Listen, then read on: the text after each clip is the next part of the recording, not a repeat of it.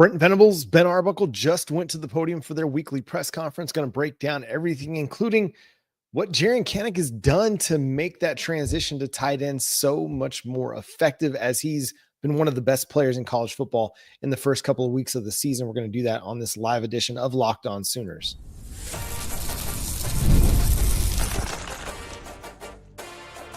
You are Locked On Sooners, your daily podcast on the Oklahoma Sooners. Part of the Locked On Podcast Network, your team every day. What's up, Sooner Nation? Welcome to a live edition of Locked On Sooners. Thank you so much for joining us. Today's episode is brought to you by FanDuel. Football season is right here. Visit the FanDuel app today and start planning your futures bets now. I'm John Williams of Sooners Wire at USA Today Sports, and on today's show, we're going to talk about, does this team have the right attitude to handle the success? We'll see what Brent Venables and Ben Arbuckle had to say about that. We'll also hear some of the finer details of what Ben Arbuckle talked about during the weekly press conference. But we'll start with Brent Venables and what he had to say about the defense and Jiren Canick as well. He was asked about Jiren Canick, and that's been one of the best stories for the Oklahoma Sooners so far this year. This was a guy that was a highly coveted, four-star linebacker coming out of college or out of high school, out of Kansas, was committed to go play at Clemson, ended up, decommitting from Clemson, enrolling at Oklahoma, telling Coach Brent Venables, I'm coming, whether you want me to or not, I'm coming. And he came, played linebacker for a few years, figured out that wasn't really the best spot for him, transitioned to tight end, and so far, so good. I mean, he's one of the best players, the most productive players in college football right now because of all the things that he's done through 2 games. He's just making play after play after play, using his hands, using that athleticism, that speed. But Brent Venables was really clear to highlight that a lot of it is, yes, the natural athleticism, the natural ability that he has, but that his greatest asset was his work ethic, his determination, his sheer will were some of the things that Venables said about Jiren Canick.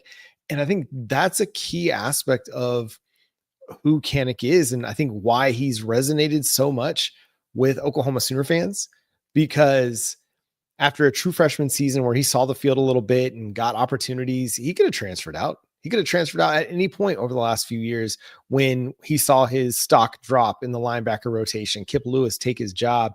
He didn't do that. He stuck it out.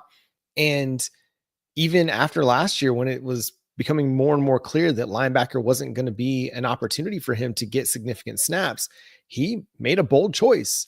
He could have tried to go play linebacker somewhere else. He could have tried to go be a wildcat quarterback somewhere, but made the choice to try tight end out, and it's been really successful for him.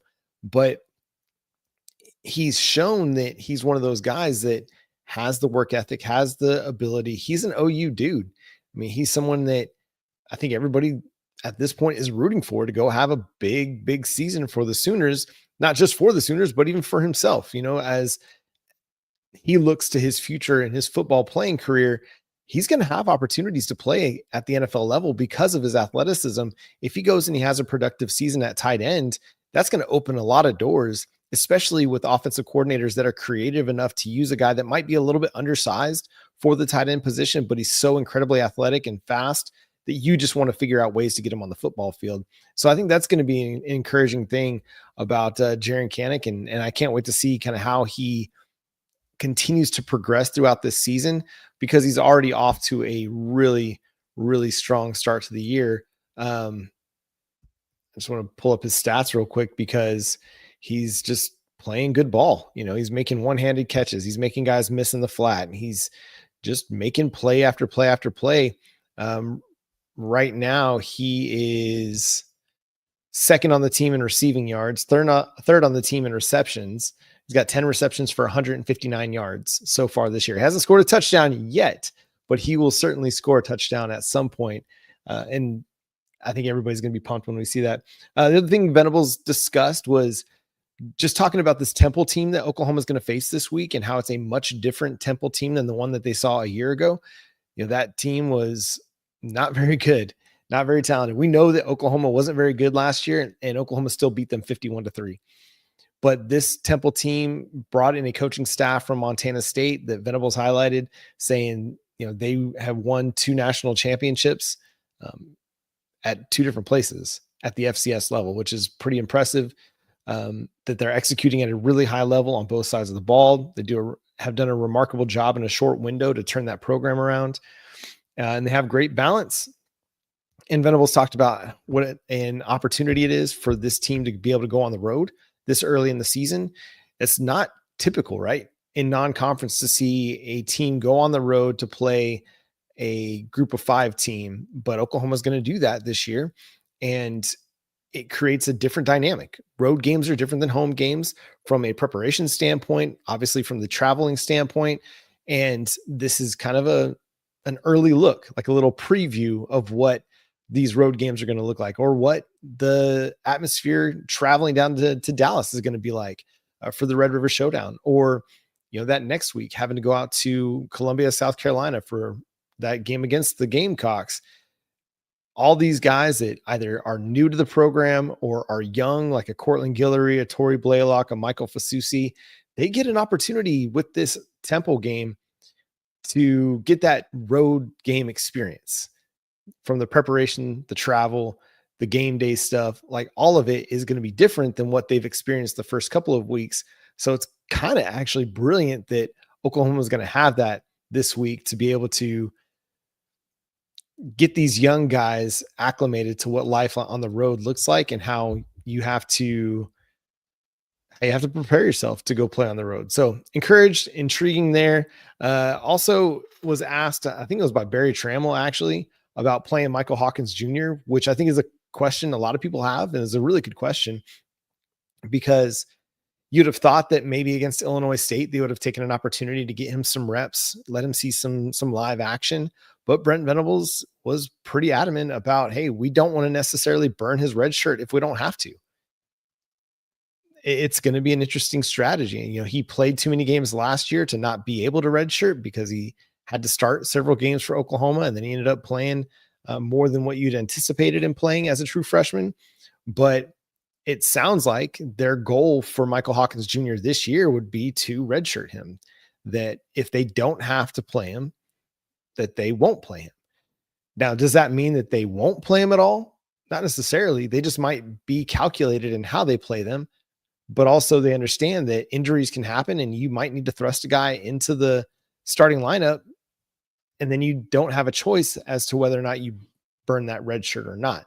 So it sounds like Brent Venables, Ben Arbuckle, Michael Hawkins Jr., they're kind of all on this page that they're going to try to preserve that red shirt to preserve his future a little bit. Speaking of preserving the future, Venables was asked about John Mateer and the way that he runs the ball and how much they've asked him to run the ball these first couple of weeks of the season. He says, ideally you wouldn't want to run him 19 times in a game every single week, because it's not good for his long-term health.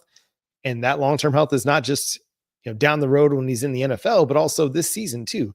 Wear and tear matters. And if you're going to put 19 carries on your quarterback every single week, by the time you get to November, you're going to have a hard time necessarily like keeping him 100% healthy. So that I don't imagine that we see him run the ball near as much this week against Temple. Will he do it? Yeah, he will.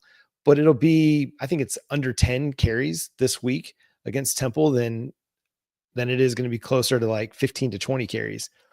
I think they try to really establish the running game. This might be one of those weeks where it's like, I don't care what the down and distance is. I don't care what the game situation is. We're going to run the football, and we're going to run it a lot, because we want to get this starting 5 of Fasusi and Ozaida and Michaela and Fabechi Wewu and Simmons all on the same page, running the football and running it effectively before we have to face Auburn, before we have to face Texas and South Carolina and Ole Miss and Tennessee and Alabama and Missouri and LSU.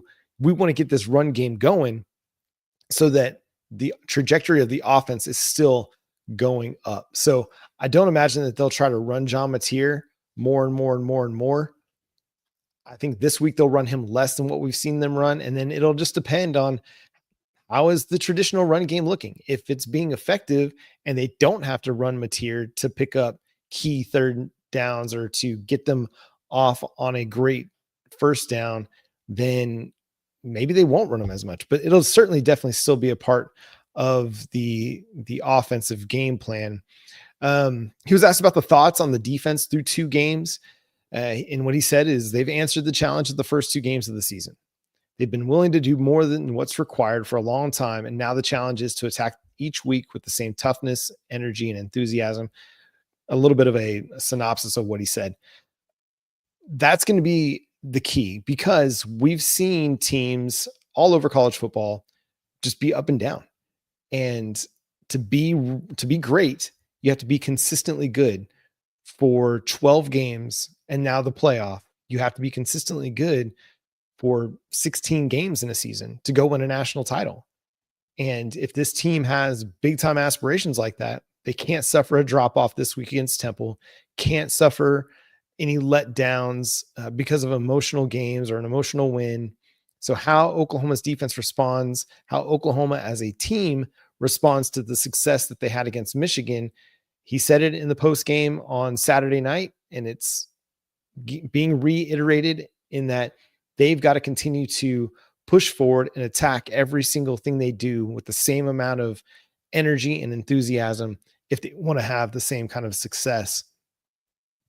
But believes that because they have a lot of experience on that defensive side of the ball, that they're likely to not suffer a letdown, to not suffer a drop off, just because they're having success. And he did it in the press conference today, but I'm sure he did it with the team as well, highlighting the upsets that we saw this past weekend, whether it is South Florida beating Florida, or Mississippi State beating Arizona State, or Troy being up 16-0 on Clemson. Those things matter, and you put those in your kids' perspectives so that they don't allow themselves to suffer a letdown, that they go and they continue to play really good football. We'll dive into a few more things on what Ben Arbuckle had to say coming up next here on Locked On Sooners. We'll break down more of what Brent Venables had to say with Jay on tomorrow's episode as well. But we're going to talk about what Ben Arbuckle highlighted in his time with the media on Tuesday.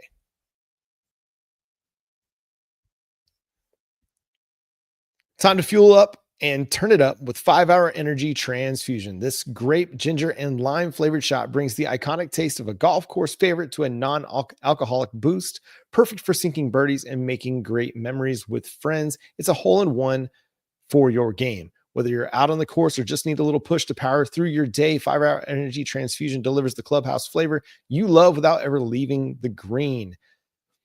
Golf is all about good times with good people and good flavors. The grape, ginger, lime flavor of 5-Hour Energy Transfusion gives you the best parts of your clubhouse go-to without leaving the course or chasing down the bev cart. Now you can amp up the fun even more. Just buy, snap, and enter for a chance to win a dream golf trip for 2 to any golf tournament in the USA. Tee up that trip. Visit 5hewin.com for full rules and entry. That's 5-e-win.com for full rules and entry. No purchase necessary. Excludes the Masters tournament. Ends October 31st, 2025. Today's episode is also brought to you by our friends over at FanDuel. The NFL season is here, and FanDuel is making sure you're ready for kickoff with a can't-miss offer. Right now, new customers can bet just $5, and if your bet wins, you'll get $300 in bonus bets to use across the app. FanDuel is the easiest place to make bets, build a same-game parlay, or even jump in live as the action unfolds. It makes every game more exciting, whether you're watching your team or just keeping an eye on your fantasy lineup. So if you're ready to play, download the FanDuel app right now by visiting FanDuel.com to get started. That's FanDuel.com to place your first $5 bet.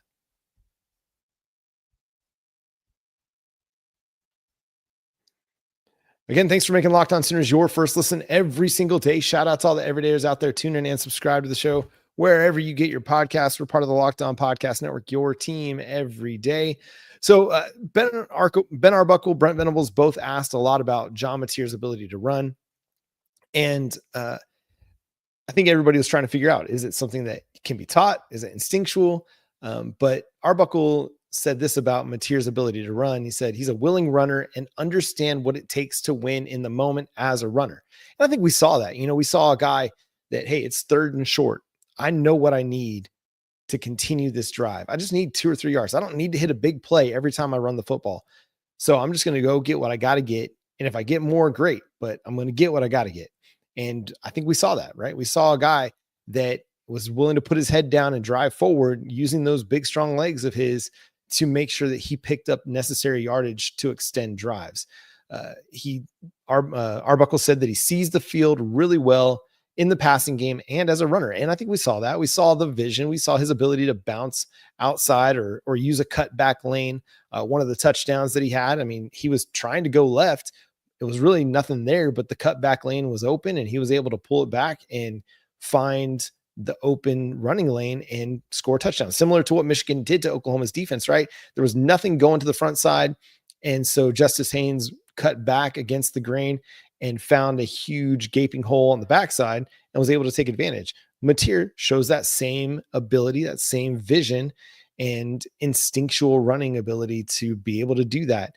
He did say, that he really believes that Mateer is a football player before he's a quarterback.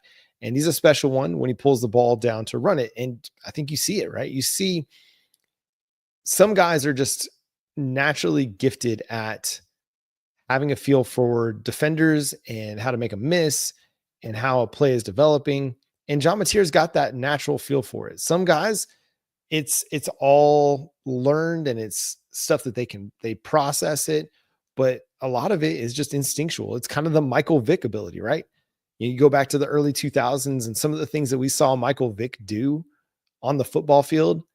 It's not stuff that you can coach. It's not stuff that you can drill. You either have that ability to break a tackle or break out of the pocket when you're under duress and find either an open guy running free down the field or find room to run after you break the pressure. And John Mateer's got that ability. Like, it's been fun to watch these first couple of weeks. Will it continue to translate as they play, tough defenses throughout the season that are going to be keying in on not allowing John Mateer to run the football? Yeah, it's going to be tough, but he's shown so far through 2 weeks, and he showed it a lot last year with how he played at Washington State, that he's just a good runner. You don't run for 200 yards in a game like he did against Texas Tech unless you're a really good runner, and not just because you're fast or physical, but because you just have a great sense of how to run the football. So, I mean, this is probably a guy that if he didn't play quarterback, he could probably play running back for somebody at the collegiate level because he's a good running back or a good runner with the ball in his hands. And then Arbuckle kind of joked that he wishes he could claim that he taught John all he knew, but he's just a special athlete, has a great feel for space, and he's instinctual. And then he was asked about the running game, because I think that's the biggest point of contention right now with the Oklahoma Sooners offense is the traditional run game and how the running backs are being deployed, and was just kind of being asked, like, what does it take for somebody to get on the field in essence? And Arbuckle said, you have to have a bunch of guys that you trust that run behind their pads and not run timid, meaning they're going to lower their shoulder, they're going to get physical, and they're going to try and pick up extra yards when maybe there's not going to be extra yards there. You have to have guys that are willing to pass protect and get out in their relief, dump off passes, things like that. And I think that's why you keep seeing Javonte Barnes get opportunities, because Javonte Barnes, okay, maybe he's not the best running back, pure running back, a guy that sees the hole well, has great vision, but he does everything else really, really well, right? He's a good pass protector. He's a great blocker. We saw it on the Deion Burks, pop pass that gave Oklahoma their first touchdown. He was a lead blocker on that play, and he just eliminated the linebacker, allowing Deion Burks to have a whole lot more running room than he might have otherwise. We've seen him in pass protection be really, really good. We've seen him being able to go out and receive passes and make plays after the catch.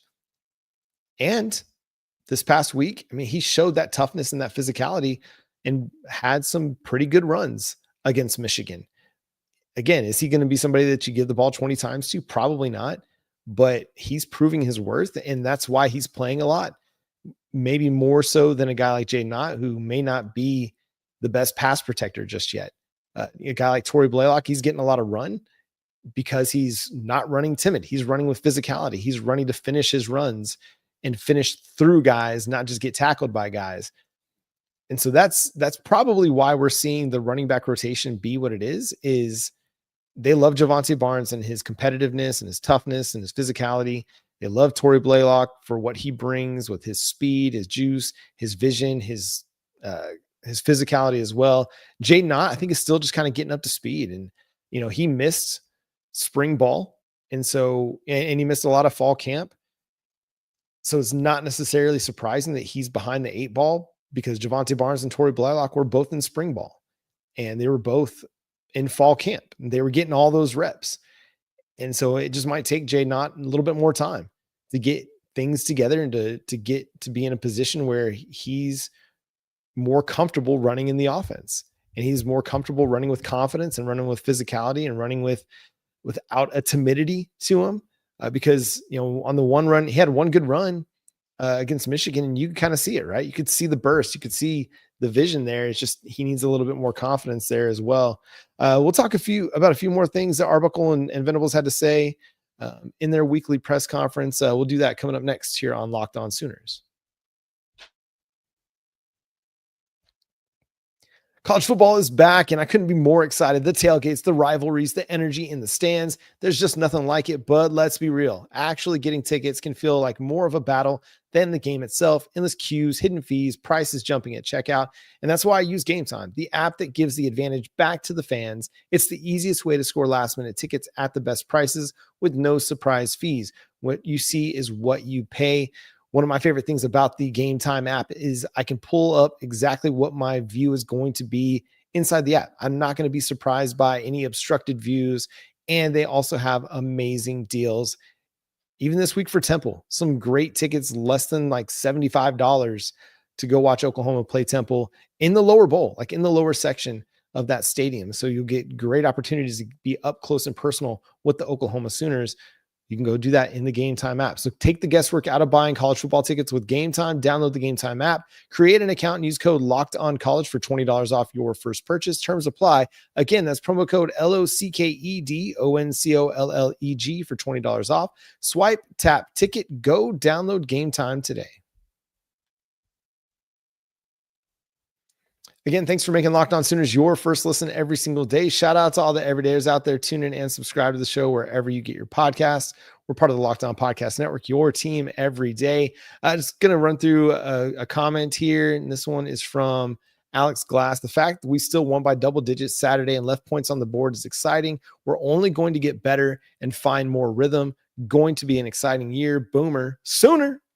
It is going to be an exciting year. It's going to be a fun year. And I don't envision them making mistakes like they did on Saturday against Michigan every single week. Will they have turnovers? I think, they'll have turnovers from time to time. But what we've seen, and Brent Venables was asked about this by, I want to say, Cliff Brunt of the AP. He said that this team just has a bunch of guys that go about things the right way. They're tough, and they take on the challenges every single week. Because this is a team that hasn't given up a lot of points. They've not given up a lot of yards, even after turnovers or after a penalty that creates a new set of downs. This is a team that has a lot of toughness and a lot of mental fortitude that they're just going to go out there and keep playing. And that's the exciting thing. So like that, we aren't seeing a lot of turnovers at this point on the defensive side, but they're really responding well to when the offense turns the ball over, or they have to go out there for a fresh set of downs because of a special teams miscue or a special teams turnover. I think that's encouraging and that's exciting. A couple other things. Brent Venables on Owen Heineke. The thing that I love that he said, it lends credibility to the players looking to earn an opportunity. Excuse me. That's it right there. I think so much or so many times there is this expectation that, guys should get playing time because they were a 5-star player coming out of high school, or guys should immediately jump to the front of the line because they were a high level transfer player. But I think what we're seeing is when the coaching staff feels like you've earned your opportunity, you're going to get your opportunity. They're not going to hold people back just because they were a 3-star prospect, or they're not just going to give somebody an opportunity because they were a 5-star prospect. Peyton Bowen, he saw some rotational snaps in his first year. David Stone was kind of a reserve defensive tackle his true freshman year, But we saw Jaden Jackson and Eli Bowen earn a lot of opportunities their true freshman year. This year, we're seeing, Michael Fasusi and Cortland Guillory and Torrey Blaylock earn a lot of opportunities as true freshmen for the Oklahoma Sooners. And so, this is a coaching staff that truly is leaning into the merit-based snap deployment. And I think as a fan, you kind of want that, right? You want the guys that are on the field to have earned their opportunities to be on the field. And they a lot of times earn that through practice time and the way that they perform in practice. Then they get opportunities in the game, and then they go perform in the game, and they continue to snowball and get more and more opportunities. That's kind of what you want to see, right? Because everything in life is earned for the most part. For most of us, at least, we have to go get everything that we have, whether it's a job opportunity or build a relationship with somebody. You've got to step out and you got to go build those connections and do the work to earn the opportunity. And I think it's fun to see that for your team as well. It's fun to see the guys on your team, like a David Stone, who might not have played a ton as a true freshman. Well, now he's playing a lot on this team. He's playing significant snaps for this Oklahoma Sooners defensive tackle rotation because he's earned them. He went and he spent time in the weight room, in the film room, and he just got better and better and better. And here we are. And now he looks like a guy that's ready to have that breakout season for the Sooners. You think of Owen Heineke, right? That was a guy that was just a special teams guy for the most part. And coming into this season, everybody's looking at him like, oh, if he's your fourth linebacker, how are you feeling about that? Well, I think what we've seen is you feel pretty good about it because he continued to develop, and now he's a really good player at linebacker. You look at some of the snap counts here, and Cortland Guillory, he leads the team in snaps with 93. That's just crazy that your true freshman is leading the team. Peyton Bowen, R. Mason Thomas are second and third. Kendall Daniels is fourth. Robert Spears Jennings is fifth. So you've got veteran players 2 through 5, 2 through 10, really, that are leading your team in snaps, but you have a true freshman that leads your team in snaps according to Pro Football Focus. That's exciting and it's encouraging. And I think that's one of those points of emphasis is for this staff over the last couple of years is we're going to play you if you're ready to play, even if you're a freshman. And I think that speaks volumes on the recruiting trail and can only help them for those guys that want to play early. If they show the determination to get on campus, do all the right things, learn their job, learn their responsibilities, and have a good feel for the playbook, they're going to get an opportunity to play early and prove that they're capable of being on the field at the University of Oklahoma. So that's just kind of an exciting highlight for this team, this coaching staff, to just say, hey, listen, if you want playing time, here's how you do it. Here's how you earn it. Other things, Venables talked about Canick. He says he's watched some of the best college and NFL tight ends, which that's a great way to do it. Ben Arbuckle talked about how he connected with one of his former players at Washington State. His name was Cooper Mathers, who was a converted linebacker to tight end and had a big year for Washington State, actually set the Washington State record for touchdowns by a tight end last year. That Canick has been, talking with him and reaching out. Arbuckle talked about the play of Derek Simmons and Heath Ozida and how they've been able to return from injury and they understood what their assignments were and their physicality allowed them to be successful. And then he was asked about how his personnel deployment might have evolved from his time at Washington State to now. And he just says it changes week to week. We're going to get into whatever personnel formations, motions that allow them as a team to be successful on offense. And I really liked what Arbuckle had to say here. It's my challenge. It's my responsibility to put the players in the best position to succeed. I own that responsibility because they're too bought in and they work too hard to not be put in the right situations, to be put in the right positions. And to me, that was probably my favorite quote of the whole press conference, because it is the coach's job to put kids in the best positions to succeed.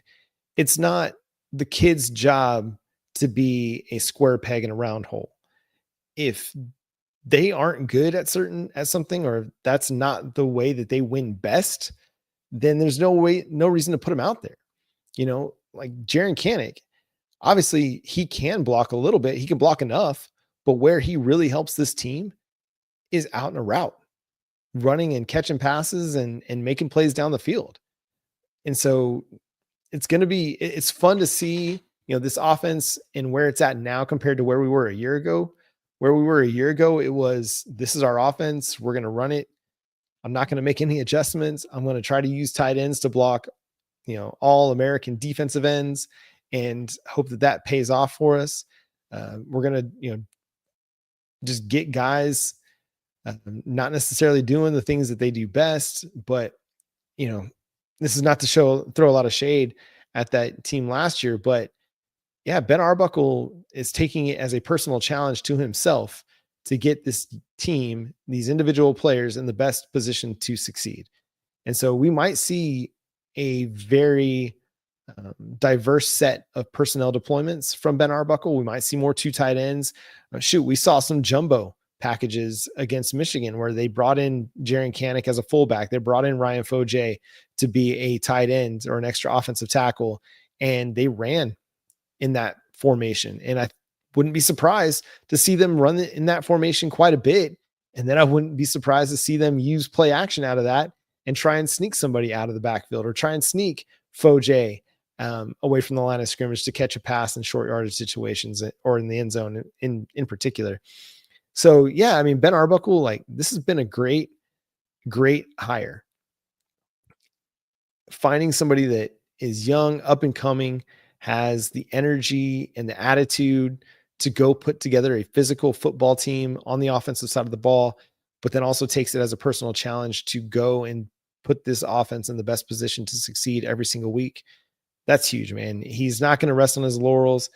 And I can't wait to see how this offense continues to develop, because they've got the right guy as the offensive coordinator. They've got the right guy at quarterback, and all of that stuff is going to, and all of their mentality is going to trickle down to the rest of the team. It's going to, for lack of a better words, like, it's going to influence the rest of the team and the rest of the offense. So a guy like Michael Hawkins Jr., when it is his time, he's going to come after the game and attack the game. Maybe not in the exact same way that John Mateer does, but very much with a much more killer instinct mindset, and a dude that's just going to be out there. And we saw it a little bit as a true freshman, right? A guy that's willing to do whatever it takes to go win a football game. We saw that from Michael Hawkins Jr. And so I'm excited about how he's developing, and I can't wait to see what he looks like once we get to see him again, because I guarantee he's going to be a better quarterback now than what he was a year ago, just because of the development that he's gone through with Ben Arbuckle and John Kusiewski as his offensive coordinator and quarterbacks coach. Last little comment here, and I think this is a good one, because this is one my wife asked me about the other day. Jonathan says, I'm just worried what happens once Arbuckle leaves. Is BV capable of making these hires consistently? That's a great question.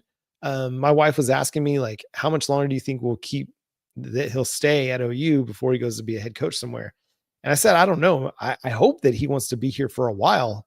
And my long-term hope is that he wants to be kind of like Brent Venables was, and just pick his opportunity, be really picky and really patient with his opportunity, and bide his time and wait for, like Jeff Lebby did, wait for a Mississippi State job or an SEC job or a big time college football job, as opposed to having to go to the group of 5 and go be a head coach and then go to the SEC or something like that.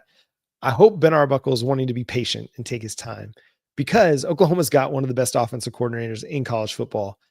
I don't think it'd be a situation, unless something changes with Brent Venables, that he'd be this coach in waiting situation. But I just hope that he's here for the next several years at Oklahoma. At some point, they've got to start developing that offensive staff to have somebody waiting in the wings. John Kusiewski would be potentially a popular choice to take over as offensive coordinator. But if Ben Arbuckle was to go somewhere else to be a head coach, there's a pretty good chance that Kusiewski would follow him to be the offensive coordinator. So we'll just kind of have to wait and see. Wait and see just how much he values being at Oklahoma versus going to take a group of 5 job, because he's going to have group of 5 offers guaranteed this year. There will be some teams out there that think, hey, we can bring him in and he can change our program. And that'd be true. He could do that. Or he could wait, bide his time, continue to develop his offense, continue to show the proof of concept with Oklahoma's offense in the SEC. And down the road, he might end up being able to land a Power 5 job, whether it's in the Big 12 at a school maybe like Texas Tech. It's kind of from the area that he's from, or if it's Houston, because he did coach down in Houston for a little bit. This is going to be a dude that's going to get opportunities to coach in the Big 12 because he's from the area and he's going to have an offense that gets people excited. So, but here's hoping that the boosters and the Board of Regents are willing to break the bank to keep him around as long as possible. But that's going to do it for this live edition of Locked On Sooners. Thanks so much for tuning in, being a part of the show. Subscribe to the show wherever you get your podcasts. We're free and available on all podcast platforms and on YouTube. So hit that subscribe button, hit that notification bell to let you know when new episodes drop. You can follow Jay at Unfair Sports. Go check out his channel, Unfair Sports, on YouTube. You can follow me at John9Williams and read my work covering the Sooners over at SoonersWire.com. And we are here every Tuesday just after Brent Venables and Ben Arbuckle's press conferences to react to everything that they said and break it down here on a live edition of Locked On Sooners. So again, make sure to tune in every week around noonish is when we'll go live here on the channel. But until next time, I'm John Williams, Boomer Sooner.